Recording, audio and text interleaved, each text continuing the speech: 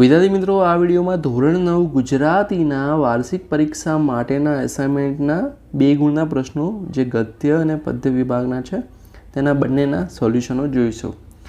તો આ વિડીયો તમને ઉપયોગી તો રહેશે જ, કારણ કે આમાં ઇમ્પોર્ટન્ટ બધા જ ક્વેશ્ચન આવી જશે. સાથે ડિસ્ક્રિપ્શનમાં તમને આખું એક પ્લેલિસ્ટ મળી જશે જેમાં તમામ ગણિત અંગ્રેજીના જે એસાઇનમેન્ટના વિડીયો મેં બનાવ્યા છે એ તમને મળશે.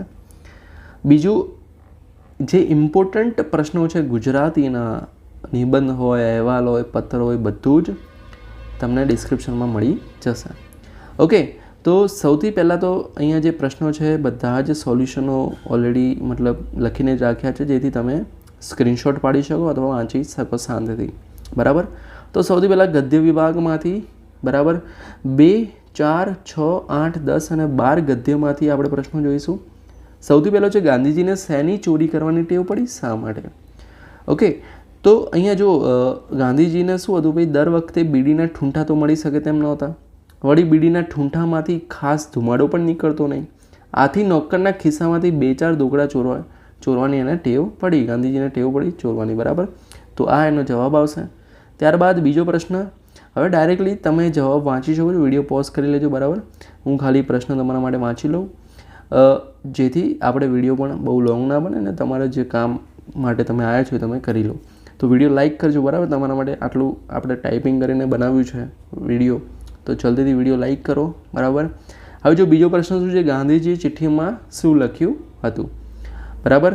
ત્યારબાદ ત્રીજો પ્રશ્ન, ગોપાળ બાપા સિંગોડા નદીના કોતરો ખરીદવા ઈચ્છતા હતા, કારણ કે? એનો આન્સર નીચે આપેલો છે. ત્યારબાદ ચોથો પ્રશ્ન, અમૃત કાકીએ દવાખાનામાં મંગુ માટે કરેલી ભલામણો નોંધો. હવે આ જે ચેપ્ટર છે ને બહુ ઇન્ટરેસ્ટિંગ છે.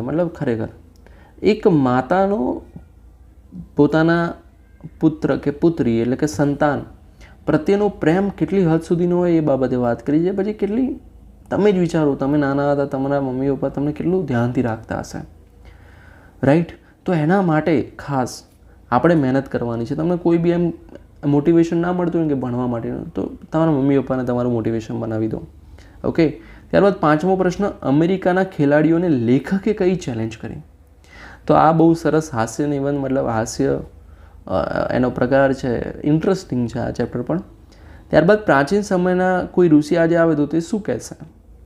જો આવશે તો કહેશે કે ભાઈ તમારો કપડાં તો અલગ છે, બાયવેશ તો અલગ હોય, પણ અંદરથી તમે એ જ કહેશો કે ભાઈ આ મારા જ બાળકો છે. ઋષિ કહેશે કે આ મારા જ બાળકો છે, કારણ કે આપણે બધા જે પૂર્વજો આપણા ઋષિઓ પણ હતા જ, એટલે એમના જ સંતાનો છીએ રિયલમાં પણ.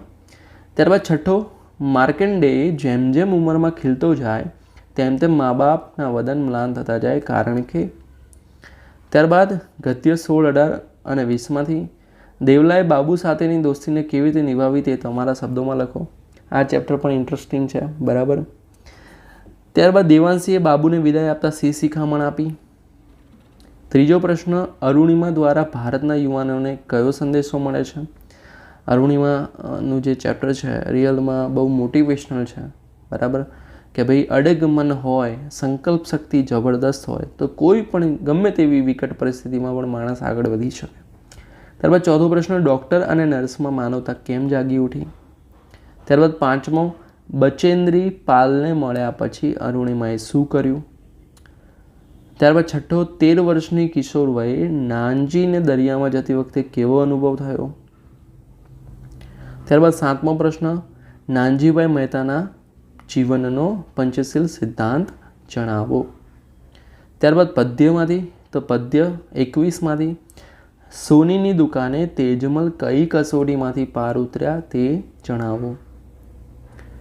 ત્યારબાદ દાંત રંગાવ્યા બાબતે તેજમલ કયો ખુલાસો આપે છે? તો તેજમલ જ્યારે નાના હતા ત્યારે મોસાળમાં ગયા હતા અને મોસાળમાં એમના હોંસીલા મામીએ દાંત રંગાવ્યા હતા.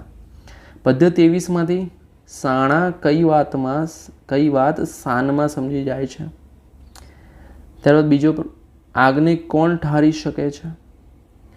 તો બહુ સરસ છે.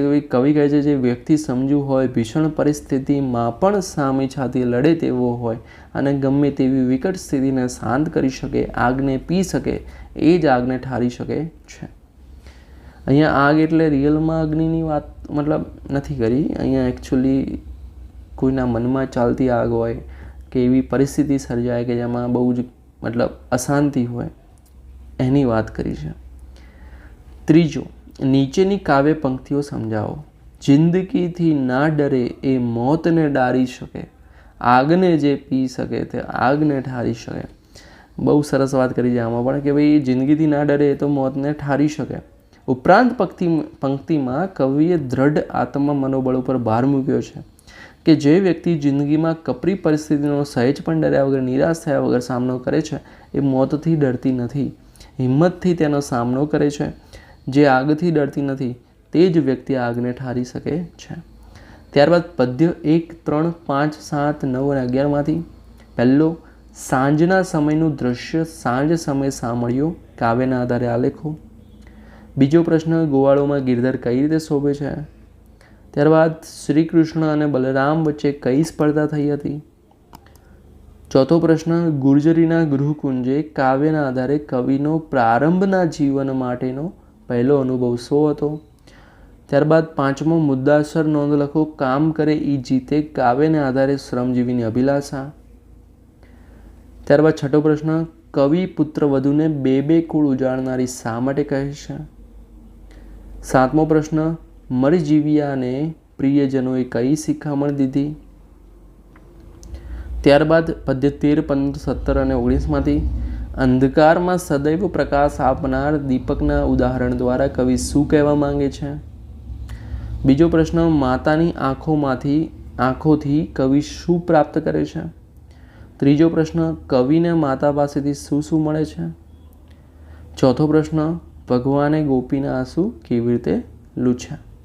ઓકે, તો અહીંયા પૂરું થાય છે આપણું ટૂંકમાં જવાબ આપોનું સોલ્યુશન. તો વિદ્યાર્થી મિત્રો, ડિસ્ક્રિપ્શનમાં તમને અન્ય વિડીયોઝ મળી જશે, જોવાનું ના ભૂલતા. ફરી મળીએ નેક્સ્ટ વિડીયોમાં. ત્યાં સુધી good bye, take care, all the best.